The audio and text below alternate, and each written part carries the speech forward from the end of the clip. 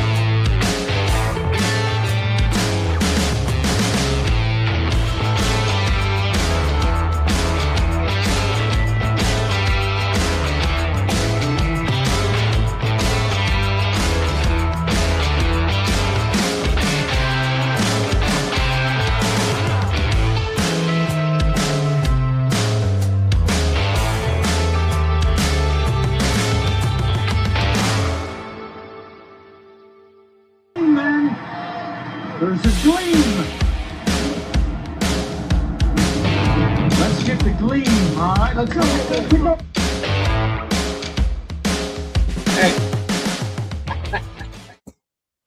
All right, now we're live. I think I butchered that again, Johnny. That's all right. We'll get it down. Well, X is having issues, and I don't get why. Hey, Steve. Yeah. From the shores of Lake Erie. to Browns fans worldwide. Hope is alive and the future is bright. I'm Steve. And I'm John. Let's get the Gleam together. Yeah, there we go. I got too much I'm trying to do. We got a lot going on here. Yeah. Hey, Yvette, what's up? How you doing? Well, I realized why we weren't getting comments. For some reason, I have to go back on Facebook, make everything public, which it looks like we are, so we can get comments. Yeah. X has been a disaster for a while. I got to go do that. So whatever. We need a producer. If anybody wants to be a producer for our show, we pay in beer. Right. Anyway. All right. I think we're all good to go with that stuff. I guess we'll find out. I'll check a little bit later. Right. The Facebook, I know we're not until we get to 2 months. We can't, it won't go on there's a Gleam page. So it's showing up on mine. So if you don't follow me, then I guess you're not seeing it there, but we're on X at Hemi44. If you go on YouTube there's a Gleam podcast, a Cleveland Browns podcast. We're on there. You can watch that live. So hopefully you're seeing us live somewhere. But anyway, on that note, afternoon, welcome to the show. Today is Wednesday, February 25th, 2026. Another cold day, although we have the sun today, John. That kind of made me... Yeah, it's nice out.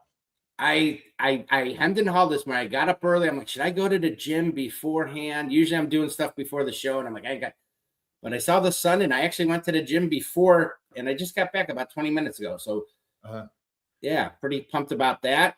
How you doing today? Good. I also went to the gym this morning. Feel good. I've been hitting the sauna, and I've cut out my sugar. And I'll tell you, my inflammation is way down, Steve. My knees feel like I could dunk again if I wanted to. Wow. If I could jump. Interesting. If you are listening on Facebook, YouTube or YouTube, give a comment. I want to see if the comments are going to show up this time. If you're on X, I know I watched a few other shows. Our buddies over at Bearded Browns podcast, Dog Chug. I've watched theirs, and I know I've tried to comment using my phone on X, and I've had to tap on the comments forever. Chris did say something working. Perfect. Okay. Thanks, Chris. So at least we're going through. That one is on YouTube. Chris Cantor. So I know YouTube's hasn't had any problems, but Facebook, we shall see. We'll see if that's working and whatnot. So eventually we're going to figure this out. It's fine. You know what? It's all good. That's what happens when you go off on your own and think you can do everything. So anyway, after all that, I was going to ask John, what do you think the over-under is for today's show? We typically try and do an hour. I've got it at an hour and 5 minutes. What do you think? We'll be off by 1 o'clock. We're a well-oiled machine today. Yeah, I'm not feeling it so far, but got another comment, Chris. As in, you are working, and I checked it on Facebook. It's working there too. It's working on Facebook, but for some reason, last time, Chris, there was a bunch of comments which never showed up on our screen here, which it should. And I only saw it because I happened to pop up another screen and pulled up the Facebook. But anytime somebody, it's supposed to, Facebook, X, and YouTube are all supposed to show up here so we can see it and add it to the screen. But Twitter's been a mess. X has been a mess for the last few weeks. So anyway, on that note, again, you can subscribe on YouTube at There's a Gleam Podcast, all one word, no comma, or no. What's that little thing up where there's no apostrophe, right? Yes, apostrophe.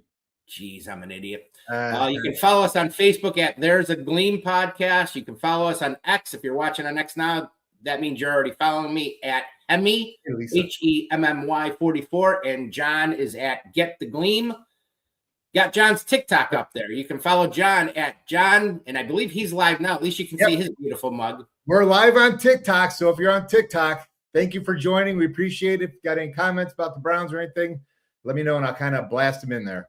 There you go. John is on TikTok at John There's a Gleam, and it does have the apostrophe in there. There's a Gleam at There's a Gleam. Yep. There's a Gleam. You got us now.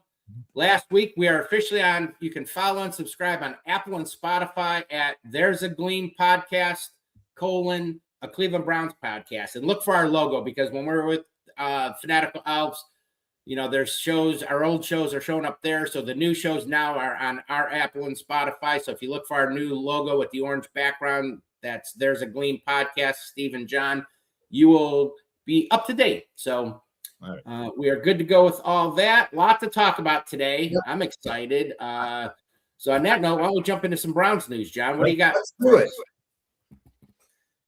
All right. So let's talk, Steve, about this whole Wyatt Teller goodbye that happened. Oh, boy. Yeah, boy.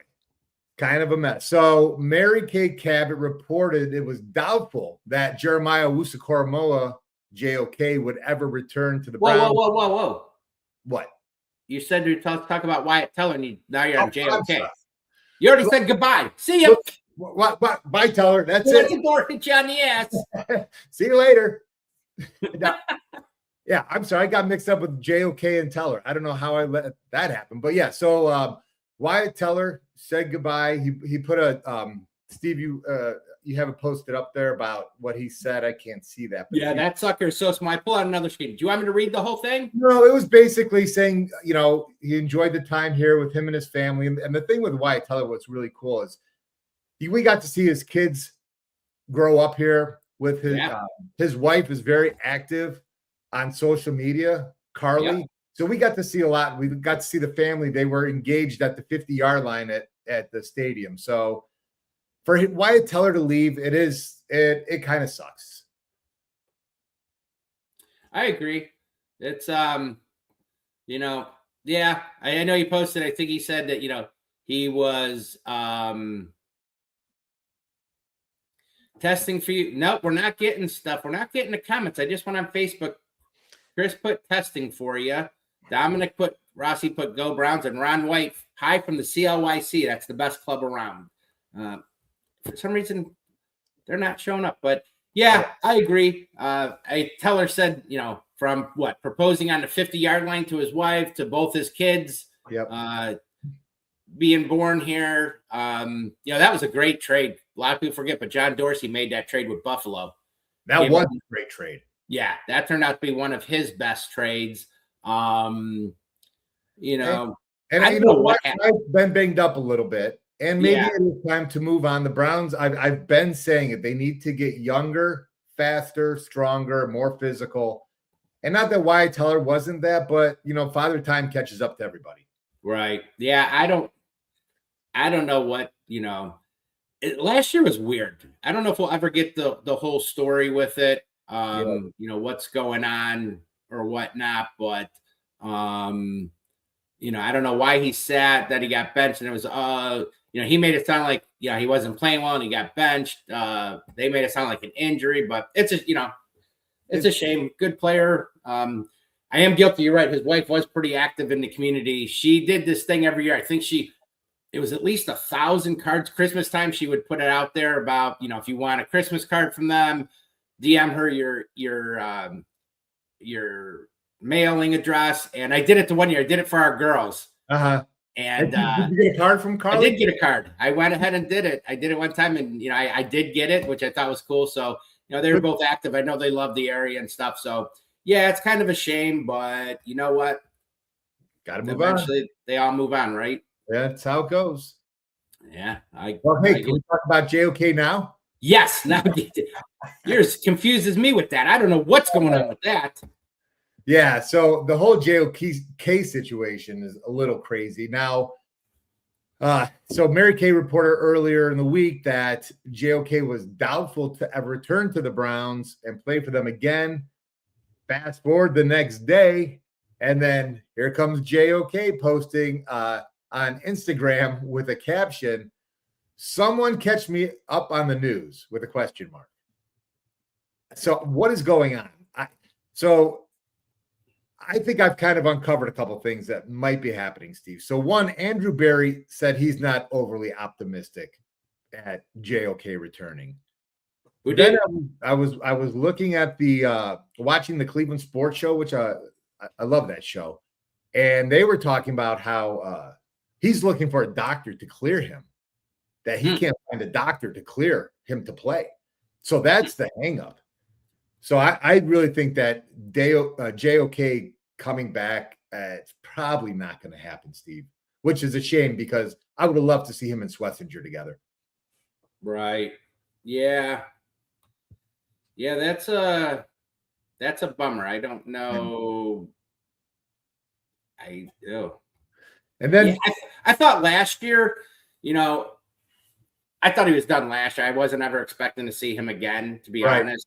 Yeah. Then there's a slight hope. Then, of course, that report came out with Mary Kay. The head scratcher was just when he posted that. Someone catch me up on the news. Like, all right, this is all news to me. But hearing what you said is interesting. And, players' health is always the most important. I think all Browns fans would love to have seen JOK and Carson Schlesinger on the field together with the rest of that defense. Right. Just how special that defense could have been. But at the end of the day, your health's more important. Man, we've just had some rotten luck the last 5-6 years with this. First, Nick Chubb getting that devastating injury against Pittsburgh, and Minka Fitzpatrick, I'll forever hate him. He's never been the same since that. Then he comes back, breaks his foot.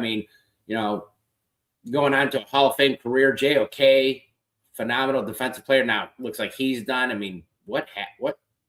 Well, I guess that's what happens when you play such a physical game. These things happen. It is a violent game. It's not as violent as it used to be, though.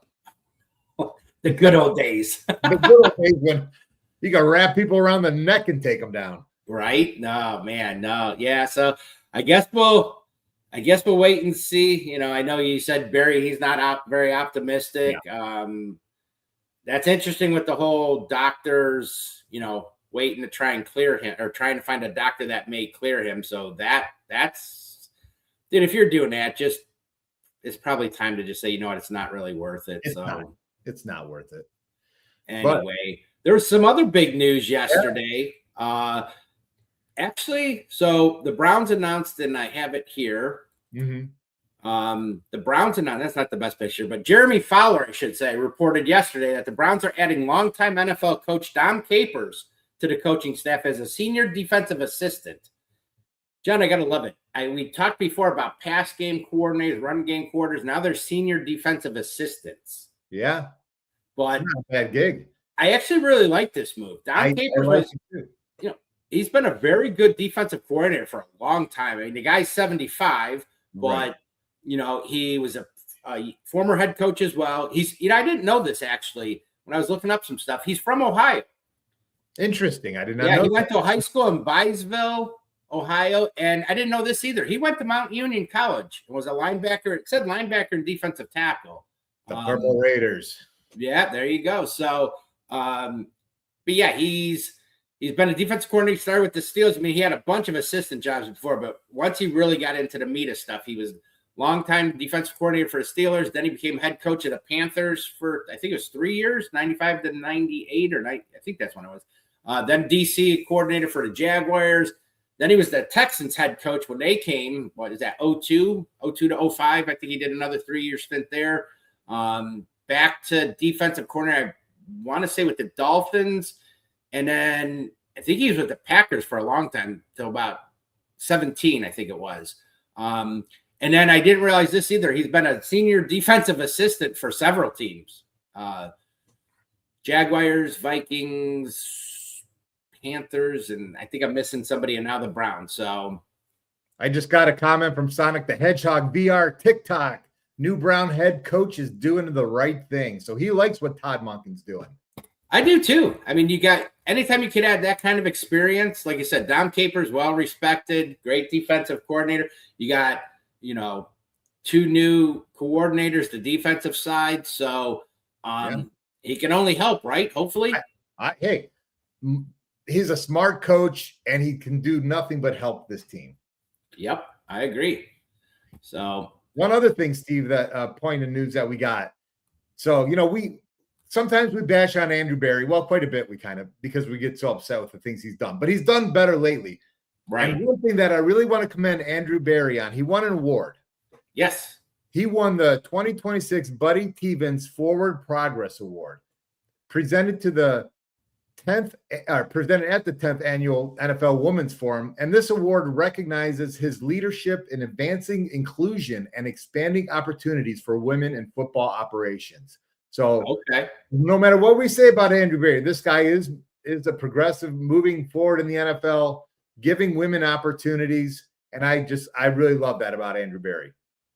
Yeah. That's all you got to say. Yeah. I think it's commendable for him. And I think it's a long time coming.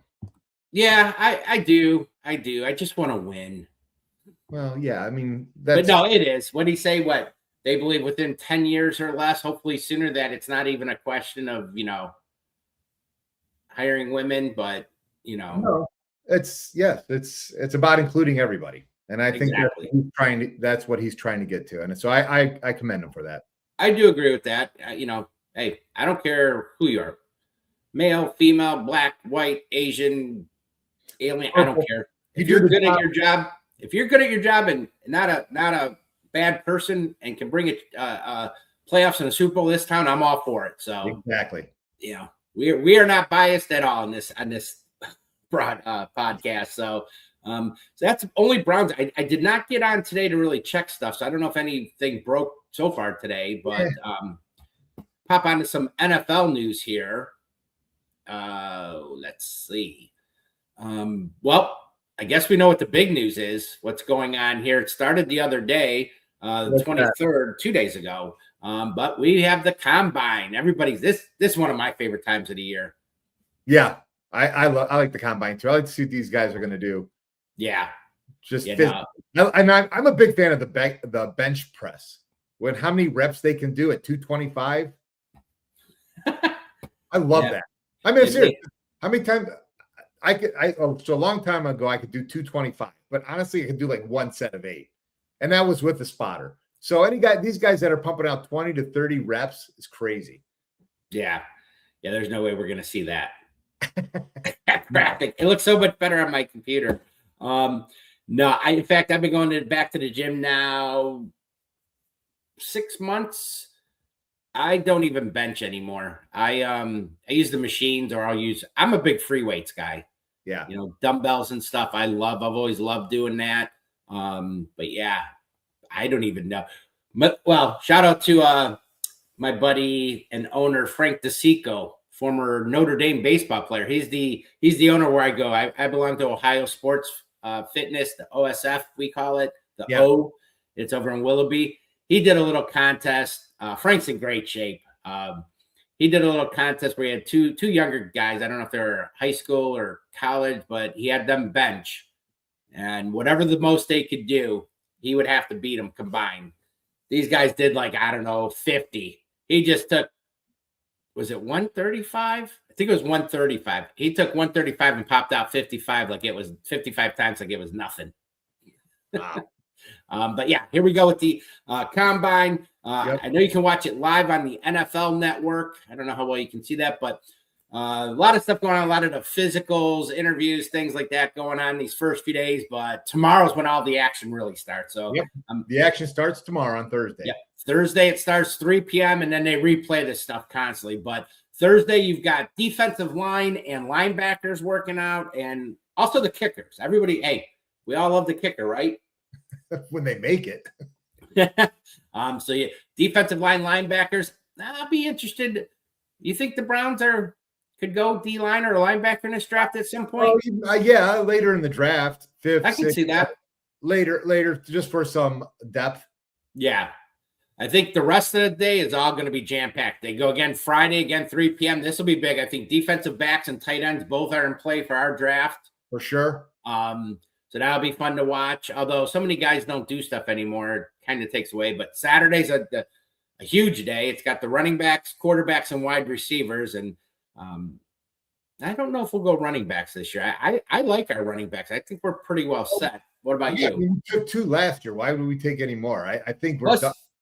I really like Rocket Sanders and the other shoot. Right? I want to see those guys. Plus, is Ford? I don't know what's going on with Jerome Ford, so I think we're good at running back. Quarterback, I don't know. I'm starting to get a little nervous. There's a lot of talk about Ty Simpson all of a sudden, and we'll talk later about that. I know, and then Sunday you got the other. I'm going to be looking for Saturday's 1 o'clock start, and then Sunday is 1 o'clock as well, and it's the big O line. Okay. We know we're going to be all eyes on that for Browns fans. Yeah. So is there a group or groups that you're looking most forward to seeing, John? Well, the 2 things that I like watching the quarterbacks throw to the receiver, and I also like watching the linemen do their drills. Yeah. So those are the 2 that I'm kind of interested in. What about you? Who do you want to see? Yeah, I would agree. First of all, I hope nobody gets hurt. How many times have you seen somebody do it, especially the big guys? They try and do that 40, somebody pulls up with something. I am curious to hear about the measurement. What's that? I just saw a video of Chris Jones when he was at the combine. He just totally bit it hard. Did you actually look and read what they were talking about and all that? No, I did. I saw the video play. Oh, my God. Well, let's just say his third leg came out. No way. Yeah. I did not. Okay, now actually, I research that a little bit more. Yeah, no, actually, if you are a fan of the New Heights, that's the Jason and Travis Kelce podcast, which I do listen to when I can. They have him on there. In fact, I saw it on X. They had a clip of him, about a minute or so clip of him talking about that. It was hilarious. And listen to Jason Kelce at the end. I was cracking up. If you get a chance to listen to it, it was, like I said, I saw it on X. I'm sure it's out there in all the social medias. But he has little third leg. I had no idea that. I just saw him. I had just watching the video. I saw him wipe out. I'm like, geez, he went down hard. I didn't realize. Oh, yeah. No, it was funny. It was funny him talking about it and stuff. So, but yeah. The offensive line, it's not that exciting to watch them do drills. It's always been the receivers, I guess, seeing these guys run, right. Seeing, so I like just hearing all the measurables, to be honest. How big is this guy? The Browns, I want the best receiver possible, but I'd like to get some size. I'd like to get that 6'1", 6'2", 6'3", or higher with some speed. So I like to see what guys' heights are, what they end up running speed-wise. Last year for me, it was Quinshon Judkins. I knew he was kind of like that Kareem Hunt power back. Right. And then when he ran the 40, I think he ran like a 4.48, and I was surprised he got into the 4. I didn't think he was that fast. Yeah, so, yeah, that's what I kind of like. What's that? I was going to say, do you like when they go over the who the Browns have met with and who they're talking to and all that? Yeah, that's also the other big thing. Absolutely. Get a feel for what they're looking at. There's always those guys they didn't talk to at all, or, they drafted this guy or something. But, yeah, you like to hear who they're meeting with and whatnot. So that's always interesting. The other thing I really like, dude, I remember the first few years they did this. I believe I haven't watched the combine as closely last few years, but not every day, the whole thing. But I used to love when they did the Rich Eisen do the 40. Oh, yeah. And they would simultaneously, after he'd run it, because he's in a full-blown suit. He's got tennis shoes on, and then they would do simultaneously. They'd have whatever guys were in that draft, some of the fastest guys, the biggest linemen, and just how much faster they were in real time. Yeah, I used to, dude, I would cry watching that sometimes. So I think he does the, what is it? Run Rich Run for Run for charity. St. Yeah. Jude. Yeah. So I'm pretty sure they still do it. So I'm going to pay attention this year. It's usually I think they post it around the last day or something. Or But yeah, no, I always got a kick out of that. But the other big news was Barry was there and he had his little press conference and and he had a lot of interesting little tidbits. So there's a bunch. We didn't want to play the whole thing, but I know you wanted to see something about. He talked about Barry on free agency and how aggressive he might be. So let's play that. Anticipate that there's at least the chance that we would be a little bit more aggressive more aggressive than last year. But it'll be targeted and opportunistic. I think, realistically, we may be one more offseason away from being like hyper aggressive in that window. But if there's something that fits us, fits our roster, fits our timeline, then it's certainly a swing we'll take. What you think about that, John? Yeah, I think it's a lot has to do with this Deshaun Watson contract getting off the books. That's why they can't be as active as they want to be, but they will be more active than they were last year. Yeah. So that's why I could see possibly one or two nice signings that the Browns will bring in. And I'm thinking probably offensive line. There you go. More comments. Chris posted on Facebook, which again, I don't know why we're not getting it. I mean, we're going to win more than 5 games this upcoming season. What say it you, John? I know it's early, but of course we're probably going to go like 16-1. Dude, every time they do the schedule, I'm always like, that's a win. That's a win. We're 12-5, 13-4. No, I mean, I think Vegas has us right now at 6.5 on the over/under. So I would take the over on that. I think this team could win 9-10 games this year. And I know that sounds absolutely ridiculous. I'm going to – well, what am I going to say? Speaking of, obviously they got a lot to do. For that offensive line, I'm curious to see if we're going to have anybody coming back that's going to start or if we're going to have 5 new guys between free agency and draft. But this one, I know that we didn't – I don't know if we mentioned this, but this I thought was interesting. They asked Andrew Berry about offensive linemen and – kind of his strategy or something. So I thought this was really interesting. The offensive line. I actually think what Chicago and what Ryan Poles did last year is a really nice model. If you think about it, they did a combination of internal development, veteran additions, and draft, right? You had Darnell Wright, who he really came into his own at right tackle this past year. They traded for Joe Thuney. They traded for Jonah Jackson. They signed Dahlman in free agency, and then they drafted Ozzie Dean Trapilo in the 2nd round. So it's a nice mixture of like youth and experience, and I think that we would look to take a similar approach if the player markets line up for us. I know that was a little bit hard to hear. I don't know how well. Yeah. But basically what he said is he liked the Chicago model, some internal development, free agency, and draft. So, I mean, logically that makes sense, all 3. Okay, I get that. It makes sense what he's saying. But why didn't he implement it a year ago and make it the Cleveland model? Why are we behind? Well, there's some truth to that. Although I'm really curious, when we took Zach Zinter a few years ago, and I was high in that because Zach Zinter was a very good lineman. He was Michigan's best lineman, got hurt in the Ohio State game at the end of the year. And then there's a very good chance at worst he was going to be a 2nd-round pick. I've been waiting to see this. Well, I know we had Batonio and Teller, but when there's been openings, I've been kind of waiting to see him come in, and he really hasn't. I don't know where his development is, and it's kind of scary, but I've been expecting big things from Zinter, and now's his time to step up, in my opinion. Yeah, well, he's going to have to because we need some bodies in there on that line. Well, I agree. But Barry did talk about how many rookie offensive linemen will be too much, and here's what he had to say about that. It's a fixed number there.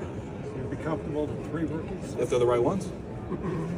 You're telling me I get Tristan Wirfs, Penny Sewell, and Tyler Winterball? Yeah, sure, I'll take it. Yeah, those guys as rookies? Yeah, sign me up. Even the Ivans have 3 rookies on the offensive line. Yeah, if they're those guys, but right. So I guess there is no set number. I mean, yeah, in a perfect world, you don't want to be having to start five rookies. I don't think it's ever been done before. Hopefully Batonio comes back, and which Andrew Barry did say that Batonio is still working through his return to what if it's going to return or retire. So I'm kind of hoping Batonio does one more year because I think his presence in the locker room is what young guys are going to need. I'm with you. At first, I wasn't too who was it? JC Treader. Remember the center we used to have? Yeah. And there's somebody else too. Used to hear the stories how these guys wouldn't practice all week. I mean, they basically couldn't move, but then come game day, they play, and it kind of sounded like that's what Batonio was doing. But after I looked and heard about it, I mean, the last 2 years, the man's played all 17 games, still plays at a pretty high level. So, I think based on where we're at, DeJuan Jones, I just don't know if we can count on him. I mean, no, he showed so much promise. He just can't stay healthy. I do not feel good going into the season with him as our starting tackle. Me neither. I would actually rather have him coming off the bench. Yeah, and then Whippler, everybody's assuming is he going to be ready to go by the time the season starts? The center, who knows? I don't know. I don't know. So I think that's going to be a big need for us. I mean, I would expect to see something in free agency, and then draft. I think it's a foregone conclusion. It's just not if, but where they take these guys. So that's all I got on. What's that? He also said that Fannin is the future at tight end. Yeah. And Andy, did you hear him say if Njoku leaves, he could come back and smash the guitar shirtless? I did. Yeah. No, he talked about.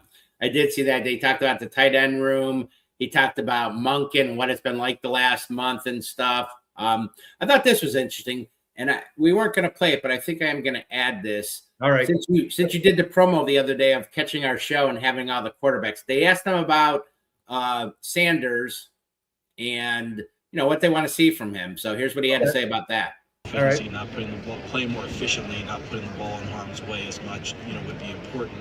While maintaining the ability to produce out of structure and generate explosive plays. You're not going to see all of that in the upcoming months because we're not on the field. So the biggest thing that he can do is learn the new offense, get in with the coaching staff once our offseason program starts, continue to work on his body physically, and then make strides when we actually get on the grass.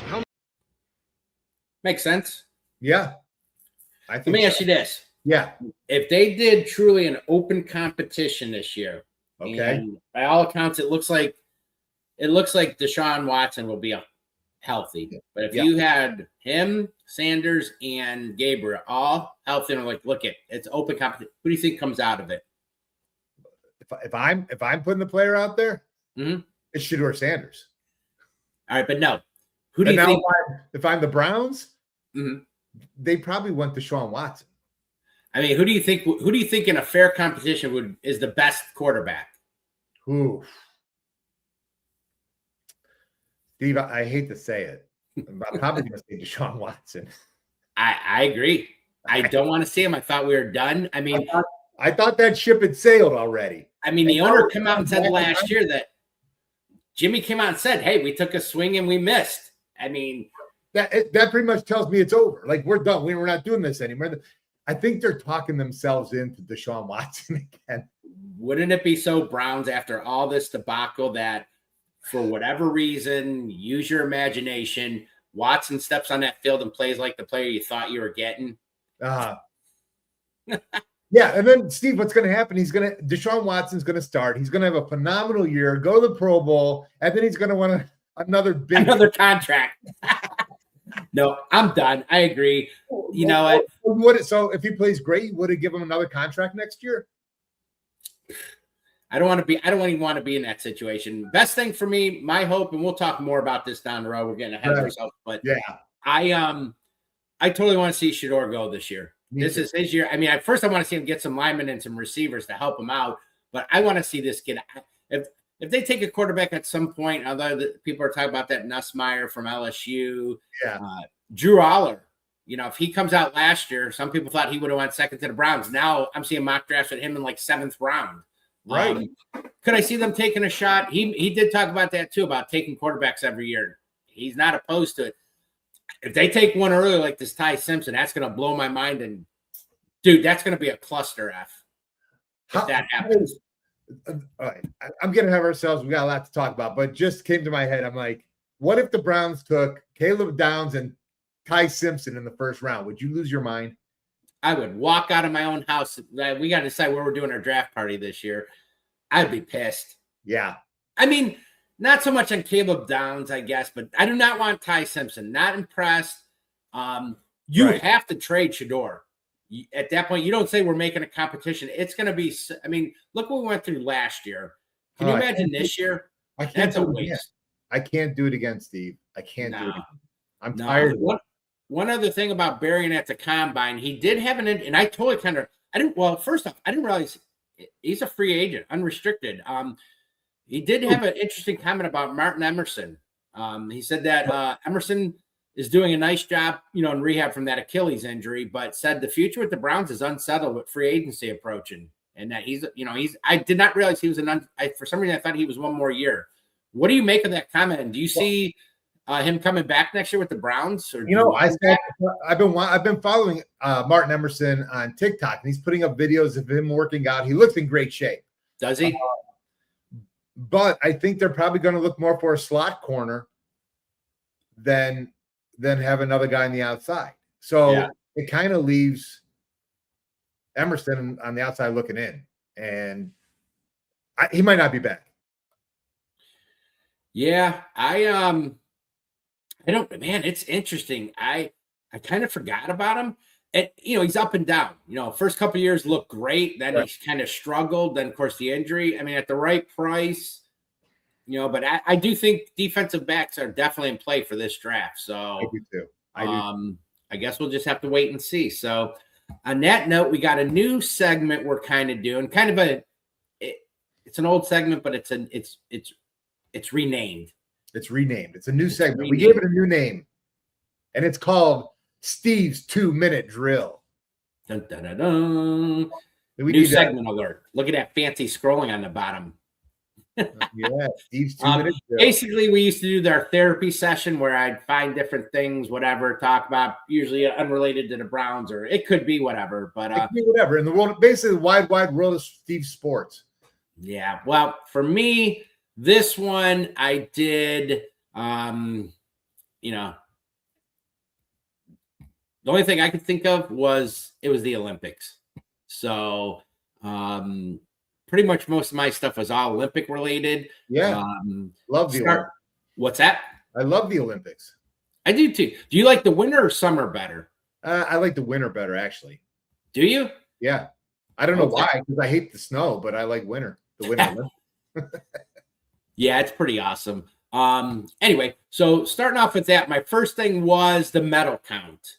And there you can see, I can see it pretty. Norway was the overall well, I think most golds with 18 and total. We're looking total medals. It was Norway led the way at 41, and USA came in second at 33. I did not know this. I had to look it up, but USA had 12 gold, 12 silver, and 9 bronze. Capped off by the two biggest wins for the end of the Olympic Games was first the women's hockey beating Canada, and then followed the next day on Sunday with the men's hockey beating Canada. Okay. But this Olympics, they made history. It's the most golds with 12 total that they've ever had. The previous was 10, Salt Lake City Games back in 2002. And it's the most total Olympic medals at the Winter Games outside of North America with 33, surpassing the 28 they won back in Sochi in 2014. So I did not know that. Me either. I was following the medal counts, and I'm like, oh, look at at one point we're fourth, fifth, whatever, and we slowly climbed up, and I had no idea. I always thought we dominated, but I mean, makes sense. Canada was a surprise for me. They finished. This is just a top 10 list. They finished 11th. I mean, you think of Winter Olympics, I think Canada. Yeah. So usually, I feel like they're usually higher than that, but Netherlands rounded out the top 5. It was Norway, USA, Netherlands, Italy was 4th, the host, and Germany, which I have a good amount of German in me, finished 5th. And like I said, Canada finished behind Japan, which is kind of weird to me in the 11th spot. But anyway, I thought that was pretty cool. The big news, dude, are you a hockey fan? I mean, I like hockey. I've always liked hockey. I'm not like the biggest fan, but I like going to Monsters games. I've been to a New Jersey Devils game. I'd love to get down to Columbus and see the Blue Jackets. So yeah, I would say I'm a casual hockey fan. Buddy Pat Francisco on Facebook Live, which we're not getting in the comments, put "Go Browns." Thanks, Pat. I'm gonna be reaching out to you again, Pat. We keep trying to hook up and miss each other, but I got to admit, going back to the hockey, I did watch the women's. Man, what an exciting game! They tied it to go 1-1 and then send that in overtime. I got a little choked up when the girls won it. That was that was awesome. I ain't gonna lie, that was so much fun to see. That's their third gold medal and the first since 2018. And like I said, we talked about capped off by the men winning their first gold medal since the famous 1980. Do you believe in miracles? Right. That was another one. I know I was watching. I didn't get to watch the whole game. First, I watched the first quarter. We were up 1-0, and they tied it. And man, how exciting! What a game! And the way Canada was skating, I thought for sure that they were going to win that game because they had outskated United States in the second and third period. Yeah. Well, it's funny you said that. Somehow, some way, this team found a way to win it. Yep. No, it's funny you said that because our buddy Chris Cantor, he said something else. He's like, "Are you watching the women's hockey?" And I was like, "Oh crap, I forgot it was on." So because of him, I started watching. And when that went into overtime, we had our little text thing going on. I was so close to texting you guys. I don't like how Canada's skating. We look slow. They just look like they're moving. And not even a minute later, they go and score the goal. Go and score the goal. So that's how much I know about hockey. No, that's all you need to know, Steve. Is if you're just watching the Olympics and watching it as a fun. But I'll tell you what, though, watching both of those games, the excitement, the joy, the emotions. I mean, I'm a little bit of an emotional guy. I'm not afraid to cry, but I got to admit, when both of them won, the excitement I had, and yeah, it was phenomenal. So congrats to both of them. Thank you for the memory and whatnot. But a couple of little quick things, Olympic related, because we're old. I thought this was pretty, and I don't know. I've heard his name so many times, and now I forget how to say it. But these couple things I thought was real interesting. Rich, I don't know how to say it. Is it Ronan? Ronan Gardner. See, remember what I said, Steve? If you don't know how to say it, just say it like you know what you're talking about. Our good buddy Richie R. He became the oldest American to compete in the Winter Olympics, the curling. He's 54 years old. Wow. Okay. Yeah, I thought that was pretty. I thought that was pretty cool. I had not seen that. That was a good one. Dude, I got to admit, curling is very fun. I wish I could sit there and watch everything with the Olympics, but right. Do you see all the videos pop off of people at home doing stuff with the curling and taking those brooms and like, they'll be, oh my God, dude, I've seen so many videos. With the Roombas. And they're right. That's exactly the one. Roomba, and they got their brooms. I'm cracking up watching these. So, but good for him. The oldest Olympian to compete. He almost didn't, I think he was a backup or whatever. And I don't think they were planning, and I think he ended up getting in. But and then this was a major one too. I thought this was a really cool one. Let me pull this up here. Her name is Ilana Myers Taylor. Okay. And she becomes the oldest American to win an individual gold medal at 41 years old. She won the women's monobob event. There she is there. So I thought that was pretty phenomenal. 41 years old, competing with all these young kids, and she won gold. That's awesome. Yeah, it is a great story. She won a bunch of other medals. I can't remember.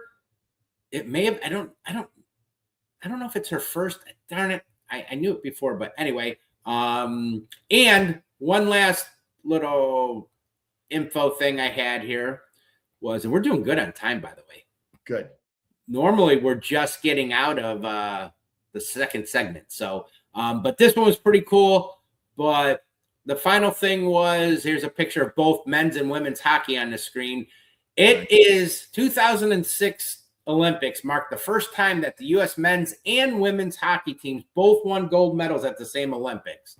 So there you go. That's amazing. And I also heard that the United States hockey team, the men's, won their gold medal on the same date that in 1980 that the team won. Was it really? The exact same date. Yep. Wow. Oh, crazy. That's kind of cool. I saw some of the guys from the original 80 team. Man, those guys were terrific. I saw them on the Today Show, different things, and people talking about what it meant back then, but they were awesome. Like this is their time now. And they were fully supportive of all that. So I thought that was pretty cool. But that's all I got about that. So John, with that, Steve, I've got my own little Steve's 2-minute drill. What? Yes, I've got my own little 2-minute drill. And so I want to pick something every week because you're really good at scouring for these stories. Okay. So I figure I'm going to find one story a week, and maybe you heard of it, maybe you didn't. So my story this week for Steve's 2-minute drill is Poland skating team's mascot. Have you heard about the mascot they had in the Olympics? No. So it's a plushy mascot. It's a pierogi. A pierogi mascot. Oh, Steve, I forgot to upload the photo too. I was going to put the photo up there. Damn it. So it was a stuffed pierogi, and every time there was the skating team, and every time they would go, you know what the kiss and cry booth is, like where they sit and wait, and so they would always have the pierogi plushie with them, and it's awesome. And Snoop Dogg wanted a pierogi plushie, and then they said that where do you get the pierogi plushie? Because nobody knows where these pierogies you get them. Well, they're handmade by a small Polish art shop that teaches sewing to people with disabilities. So it's not only adorable, but it's meaningful. But I got a feeling that they're going to have so many orders for these pierogi plushies. It's probably going to be like back ordered for like a year. Wow. So that was my little thing. And I wish I had the photo. I forgot to put it up, Steve. I apologize. Nope, it's all good. It's all good. I missed this looking through some of our things. And, but I wanted to talk about this real quick, back with Browns news, but I did come across this. Remember Tony Fields, the linebacker, was just on our roster the last few years? Yeah. I did not know this. He signed with the Columbus Aviators here. So he's going to be playing with the UFL Columbus Aviators. And that's Ted Ginn Jr. is coaching that team, correct? Yep. That's the team he took over. I just happened when I was going through my little photo things and realized I skipped by that. But anyway. We should get down to one of those games. Right? That'd be kind of fun. Here, Columbus is a pretty fun area. I got to admit. Columbus is a great city. We used to have, was it your sister-in-law? Didn't your ex-sister-in-law, Janine, used to live down there? He lived down there, and then both my nephews went to Ohio State, so I would go and see them. And okay. Good city, good town. I like it. Is it? Yeah. Nice. Well, all right, let's talk. We're not going to do a bunch yet. This is more about combine, and we're going to, we'll talk more about it, but a little bit of draft talk here. I did see, actually, I got an updated thing. Mel Kiper had his mock draft. Actually, there was a show on ESPN the other day. They did a first round. I thought this was kind of interesting. I pulled this up. I didn't see this, Steve. What did they have? Yeah, so, no surprise. He had Mendoza going 1. Okay. For those of you that want Caleb Downs, I don't think you have to worry about it because he had him going 2.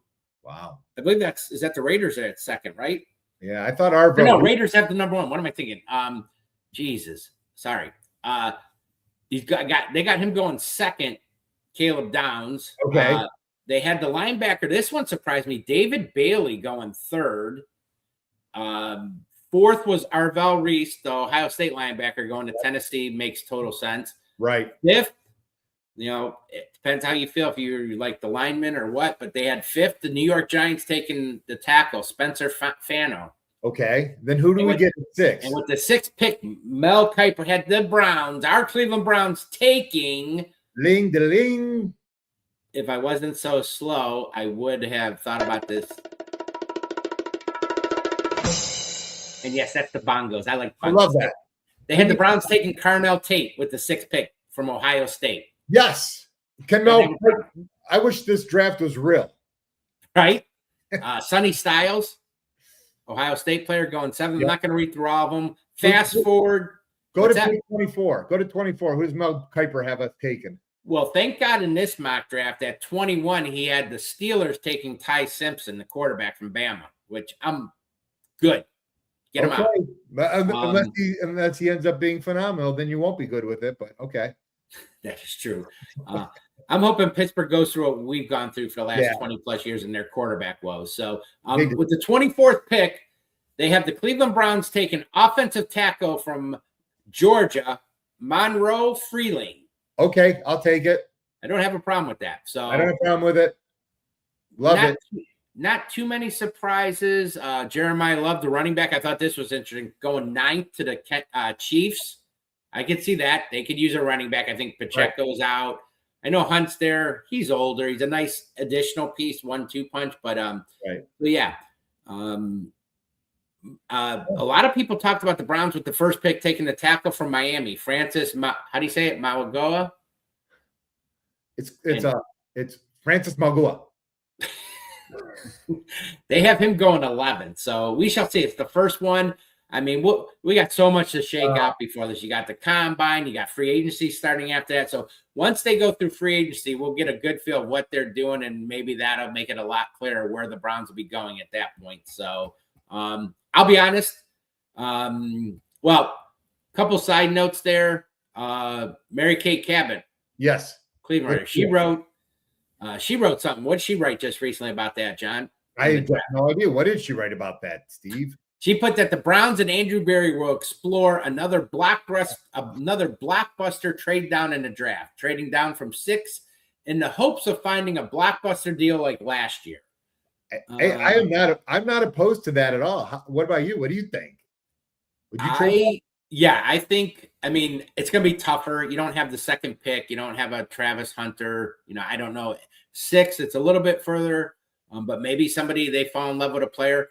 I'm fully expecting the Browns to trade down. As of right now, my gut's been telling me since last year that I expect the Browns to trade down if the opportunity presents itself. That I think Barry wants to recoup all those lost 3 first-round picks from the Watson deal. Yeah. So I would not be surprised having 2 first-round picks this year. Everybody's saying this is supposed to be a pretty decent wide receiver class. I don't know if it's Hall of Famer, but just the quantity.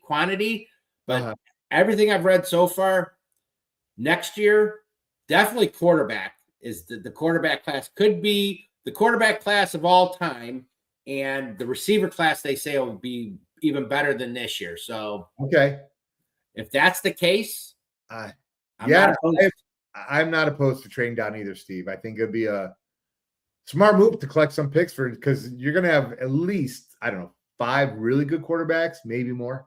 Yeah.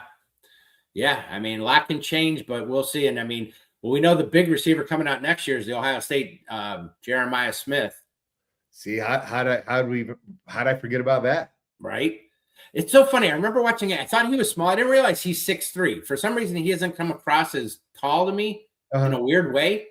But he's got the size, the speed. God, I'd love to have him next year. So, but anyway. I know. Gee, someone's going to get really lucky getting him. Yep. Anyway, all right. I think you had a comment on here about Ty Simpson. We kind of talked about him a little bit. Yeah. No, just said he's, I put down his attributes 6'2", 208. I like a little bit bigger than that, but at least he's over 6 foot. Yeah. He threw for 3,900 yards last year, 28 touchdowns, 5 picks, and 34 sacks. So I don't know, Steve. I'm kind of with you on this. Like, Ty Simpson doesn't really have any sizzle. If I could get him in the 3rd round, yeah, maybe. Really? Yeah. With Ty. Now I know that the Alabama they had issues down there, but still, I'm not a big fan of him. I don't know if I read it. I thought I saw somewhere a comparison to Mac Jones. I guess the question would be Mac Jones from the beginning or the Mac Jones from this past year. Because there's 2 different Mac Jones there, but I honestly don't want a quarterback anywhere near the first 3 or 4 rounds. No, I agree. I want to see Shador. Right. Let's do that. Okay, but now I wouldn't have an issue taking somebody later in the 5th, 4th.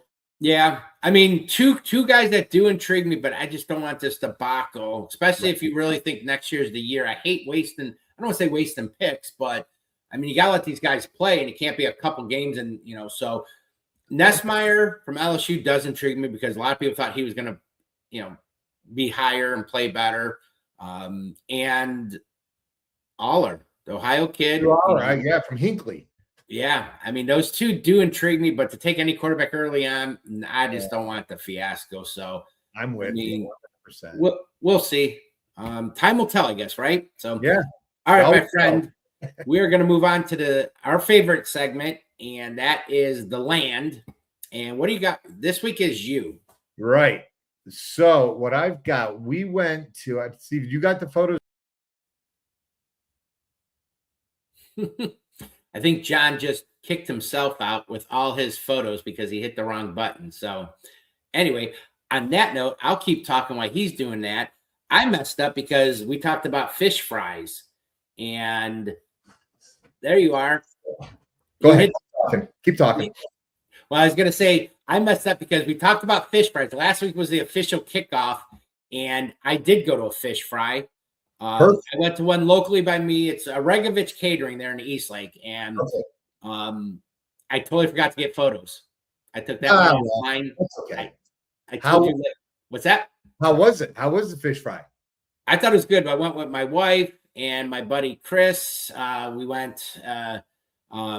His wife, it was Chris and Ann. They're two of their kids. They got three. Kellen and Sam went with us, but I thought they were great. I don't know how well you'll be able to see this. So this is over by, is this in Willowick?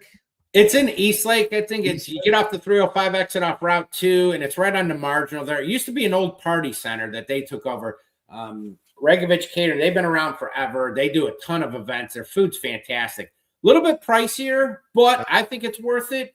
I popped this up here for the Regovich Catering. It's they go 4 to 7, and it's going to run from now through Lent season. It's $30 for adults and $13 for kids. But what you get homemade clam chowder. They do 2 fish, beer battered pollock and a baked cod, homemade cheese pierogies, cabbage and noodles, baked mac and cheese, tater tots, fresh vegetables, coleslaw, applesauce, a full salad bar, rolls, butter, coffee, desserts, soft drinks, and they also have a full bar, which is cash bar. That's extra, but ton of food. It was good. We enjoyed it. Well, that sounds good. Are you going to hit another fish fry this year, or you think? Yeah, I think that. Well, we went to where did we go with Ray? Was that Cleats? Remember we went a couple years ago? Yeah, Cleats in North Royalton. North Royalton. I'd like to. We're trying to figure. I want to go to at least 3. But I don't. I'm realizing maybe I don't have to go to an all-you-can-eat. Maybe just get one where I get one nice dinner. Yeah. But that being said, this is all about you and what you did. Well, no, let's just keep this. You're good because we're coming up on the hour. No, don't. We're done after this. We're done. Steve. All right, I'm going to do it.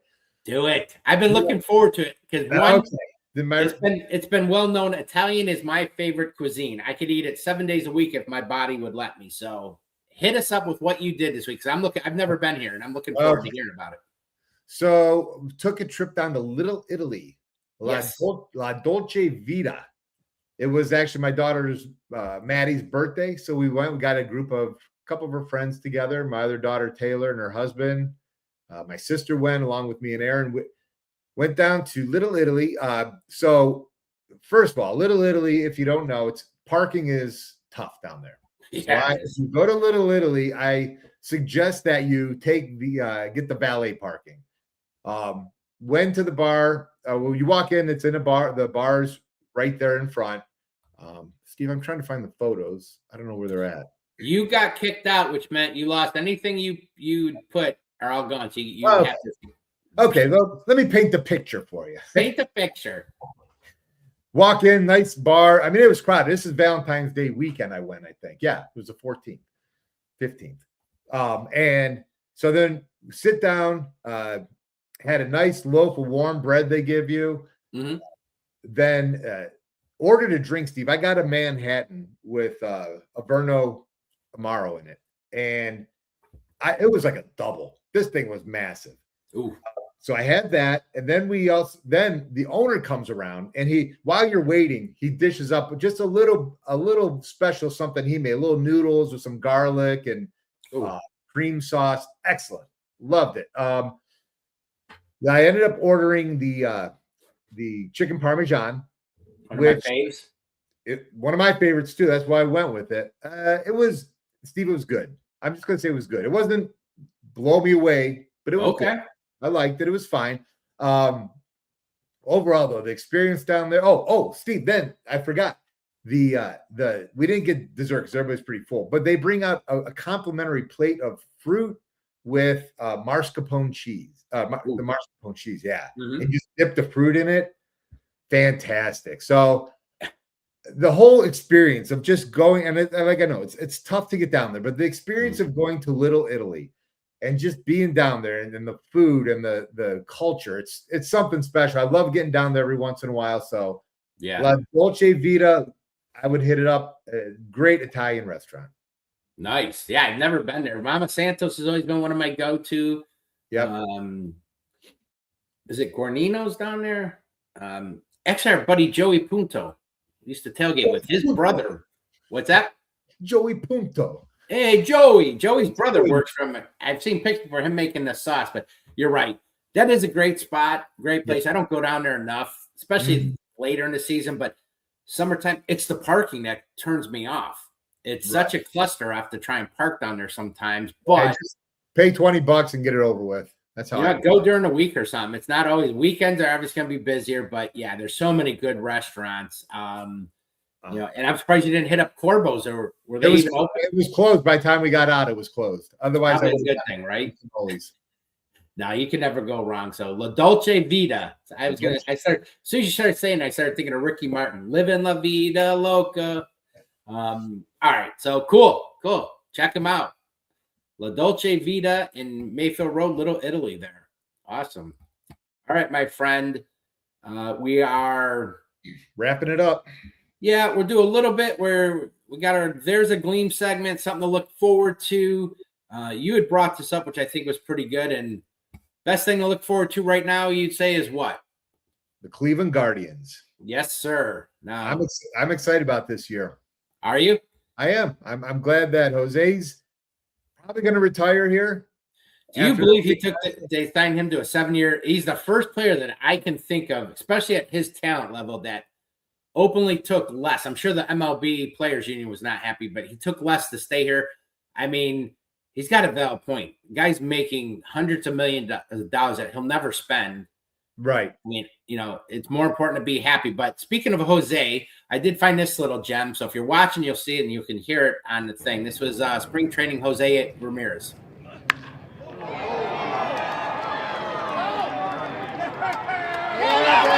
crack of that bat was phenomenal. And I thought that may have had Hamilton on it, but it didn't. But hearing him in it, and then the big number one pick from just a couple years ago, Travis Bazzana.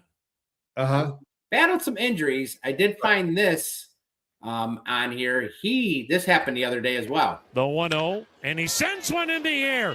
Deep right center field. It's got a chance. Gone!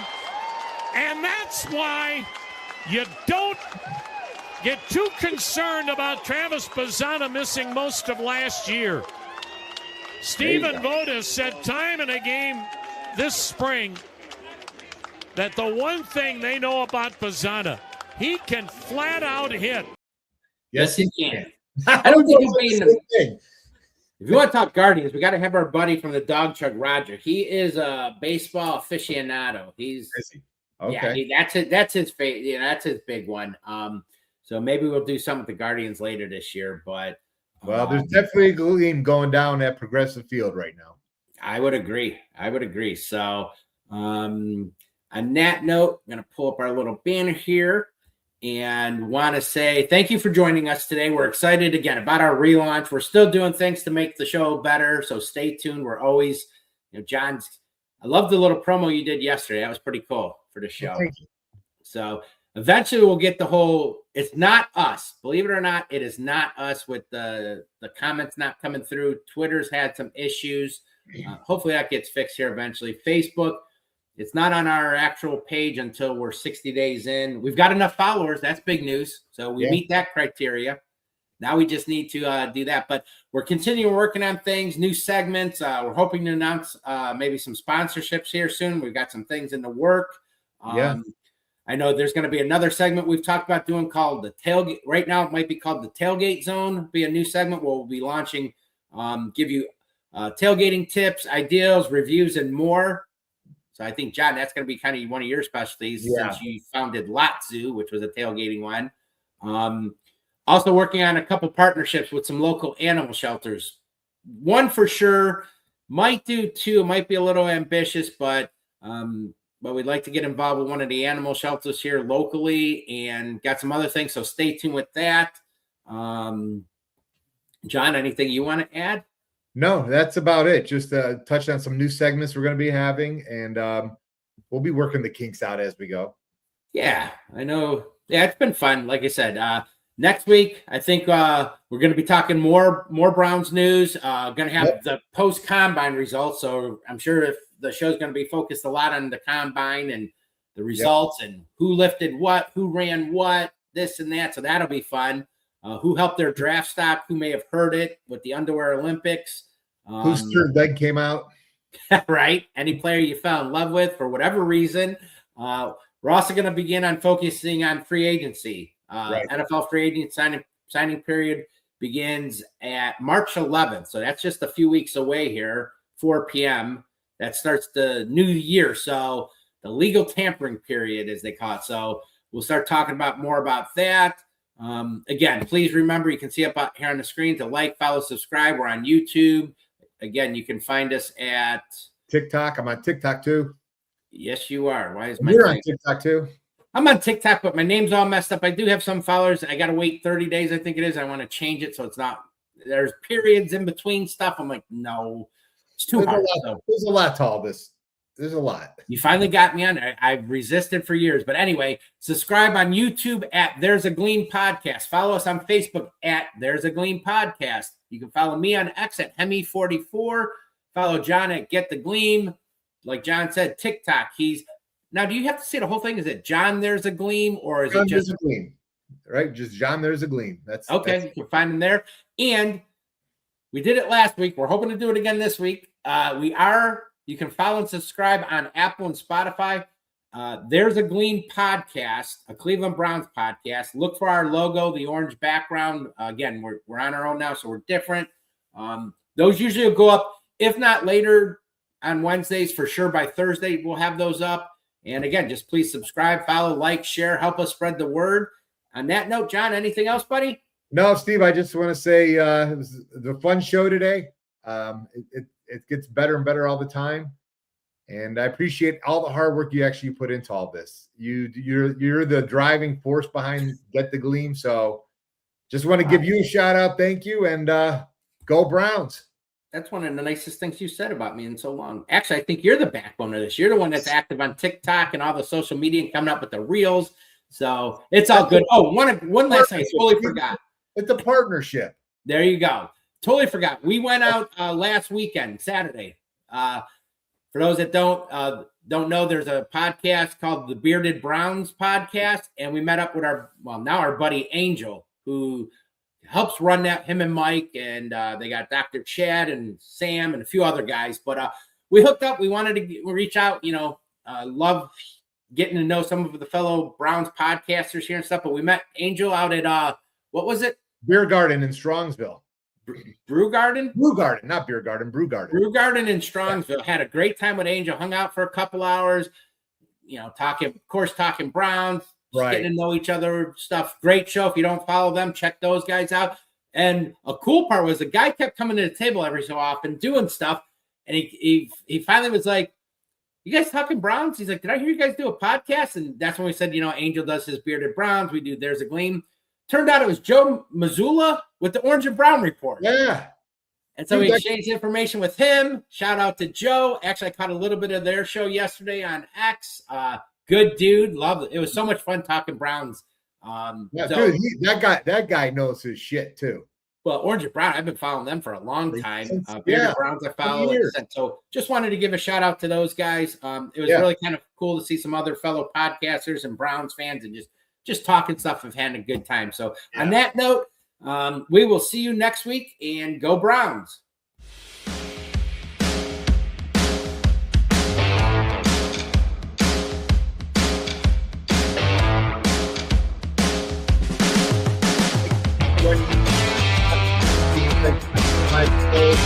Really means a lot.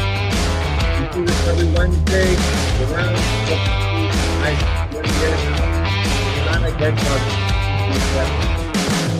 Okay. I wish there was a way for me to